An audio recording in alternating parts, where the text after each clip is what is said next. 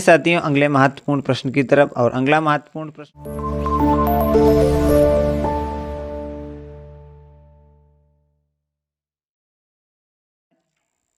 कह रहा है कि 8% वार्षिक ब्याज 8% वार्षिक दर से साधारण ब्याज पर कितने वर्षों में 1500 रुपये का धन 1800 रुपये हो जाएगा। आइए चलते हैं, इसका हमें रेट निकालना है, मतलब इंटरेस्ट निकालना है कि किस गति से ये बढ़े। जो हमारा जो रेट है, परसेंटेज है, वो यहाँ पे 8% दिया है और समय बराबर यहाँ पे पूछा गया है साथियों। तो आइए चर्चा करते हुए महत्वपूर्ण प्रश्न को शानदार तरीके से हल करेंगे और आपको आशा करते हैं ये पूरा प्रश्न अच्छी तरीके से समझ में आएगा। तो हमारा जो प्रश्न है वो कह रहा है कि 8% वार्षिक ब्याज की दर से, तो यहाँ पे साथियों जो आर बराबर है, आर बराबर दिया गया है, 8% बराबर दिया गया है यहाँ पे 8% के। ठीक है साथियों, यहाँ पर ये समझ में आ गया। इसके बाद देखेंगे दर के कितने वर्षों में कि 1500 की राशि 1800 हो जाएगी। तो यहाँ पे जो राशि है वो 1500 है। ठीक है साथियों, ये 1500 है और वो 1800 हो गए। तो यहाँ पे साथियों जो मूलधन है, मूलधन जो है साथियों वो यहाँ पे 1500 है। ठीक है, कोई दिक्कत नहीं, हम लिख लेंगे। इसके बाद जो हमारा मिश्र धन है, मिश्र धन वो है, मिश्र धन वो है 1800 रुपया है, 1800 रुपया है। और इसके बाद पूछ रहा है समय, तो टी बराबर, समय टी बराबर जो है वो क्वेश्चन मार्क है यहाँ पे। अब साथियों इतना दिया है तो यहाँ पे सूत्रों का यूज करेंगे। तो पहला सूत्र लगाएंगे कि साधारण ब्याज बराबर, साधारण ब्याज बराबर मिश्र धन, मिश्र धन माइनस मूलधन। तो ये इसका सूत्र है और इस सूत्र पे हम मान रख देंगे। तो यहाँ पे साथियों मिश्र धन हमारा 1800 रुपया है और मूलधन हमारा 1500 रुपया है। और साधारण ब्याज यहाँ पे साथियों आप इसे घटा के निकालेंगे तो 300 रुपये हमारा साधारण ब्याज निकल के आ जाएगा। ठीक है, यहाँ तक तो आशा करते हैं आपको समझ में आया होगा। अब इसका एक सूत्र और होता है, उसे हम लिखेंगे, शानदार तरीके से समझेंगे कि साधारण ब्याज बराबर, साधारण ब्याज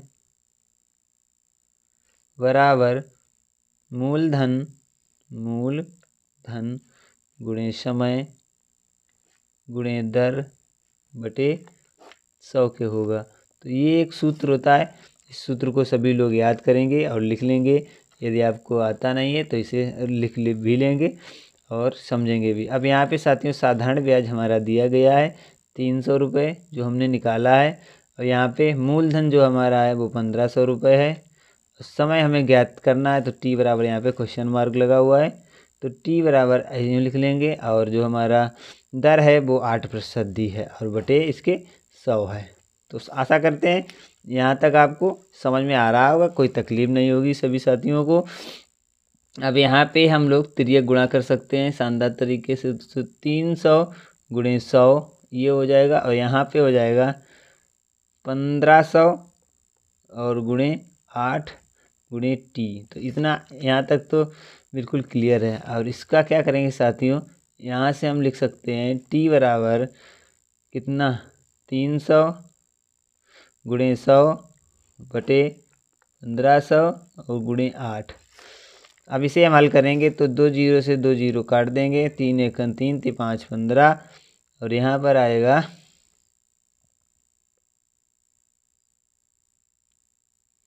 ठीक है।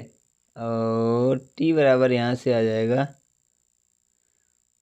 ये आ जाएगा 5/40। तो यहाँ पे हो जाएगा 100/40, 1 जीरो से 1 जीरो कट जाएगा और यहाँ पे 10/4 इसका आ जाएगा, जो कि समय हमारा निकल के आ रहा है। यहाँ पे देखेंगे तो 10/4 जो है हमारा, अब यहाँ पे जो निकलेगा वो निकलेगा 10/4 और इसे हम लिख सकते हैं 2 सही 4/4, 2 8 और 2 10।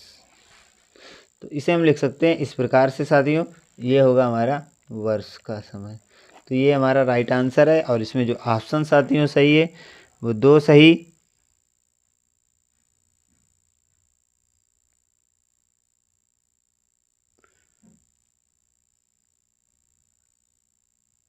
2 सही 1/2 होगा, क्योंकि यहाँ से इसे हम थोड़ा काट भी सकते हैं, क्योंकि ये 2 एकम 2 और 2 दूना 4।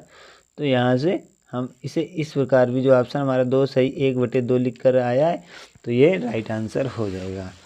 तो आशा करते हैं यहाँ तक आपको प्रश्न शानदार तरीके से समझ में आ गया होगा। और जो भी साथी हमारे इस लाइव सेशन में जुड़े हैं, तो वीडियो को लाइक करें, यदि आपको अच्छा लगा है तो चैनल को सब्सक्राइब भी कर सकते हैं। आइए चलते हैं अगले महत्वपूर्ण प्रश्न को शानदार तरीके से समझेंगे और इस प्रश्न को भी शानदार तरीके से हल करेंगे। साथियों, अगला प्रश्न है, आपकी स्क्रीन पे आया होगा और देखेंगे, इसे पढ़ेंगे कि ये किस प्रकार से हल होगा।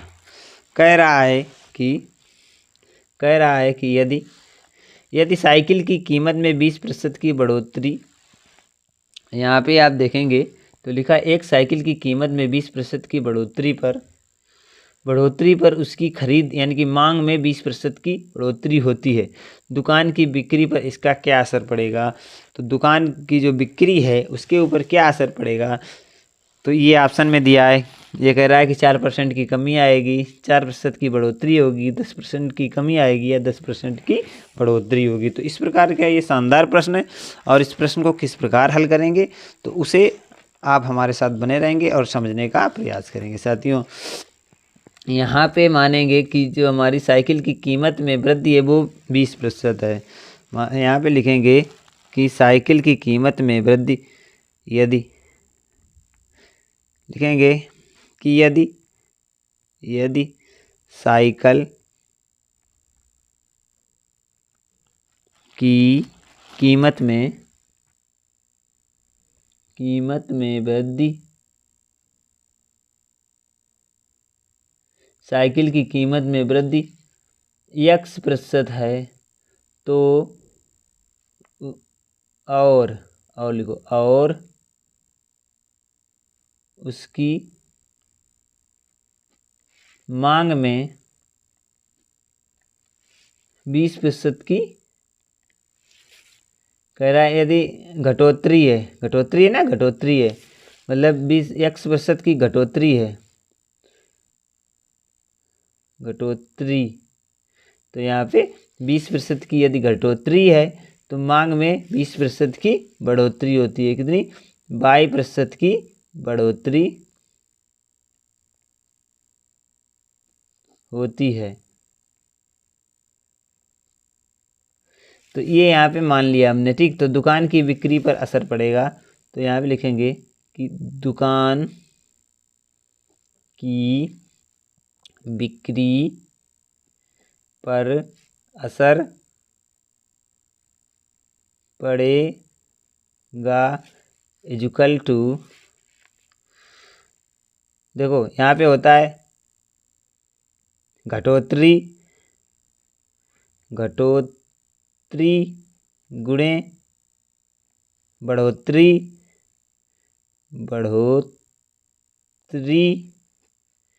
और गुणे घटोतरी गुणे बढ़ोतरी बटे 100% का मान यहाँ पे निकल आएगा, है ना। तो यहाँ पे थोड़ा और लिखेंगे, तो लिखते हैं, देखो यहाँ पे लिखते हैं कि घटोतरी बढ़ोतरी हमारी क्या है, x गुणे वाई गुणे एक्स वाई बटे 100। तो ये हमारी हो जाएगी प्रतिशत में घटोतरी, ठीक है, या बढ़ोतरी। क्या आएगी, कमी या बड़ी आएगी, तो जो हमें आएगा वो हम लिख लेंगे। यहाँ पर प्लस का निशान होगा साथियों, ठीक है, गुणे का निशान नहीं होगा, यहाँ पे प्लस का निशान होगा। और इसे हम लिखेंगे, देखो तो यहाँ पे घटोतरी हो रही है तो माइनस का 20 है, ठीक है, प्रतिशत, और यहाँ पे प्लस का 20% यहाँ पे जोड़ा जाएगा, और प्लस यहाँ पे गुणा होगा तो माइनस का 20 और प्लस का 20 और बटे 100। तो यहाँ से देखो माइनस का 20 और प्लस का 20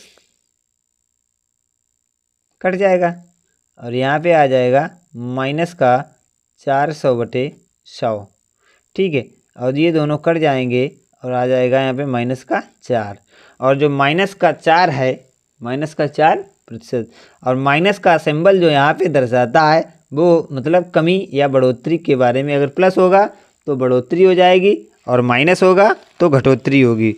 तो यहाँ पे जो हमारा ऑप्शन है वो ऑप्शन सही है, ए मतलब 4% की यहाँ पे कमी निकल के आ रही है। साथियों, ये प्रश्न आपको शानदार तरीके से समझ में आया होगा। आशा करते हैं इसी आशा के साथ अगले महत्वपूर्ण प्रश्न को हम हल करेंगे और समझने का प्रयास करेंगे।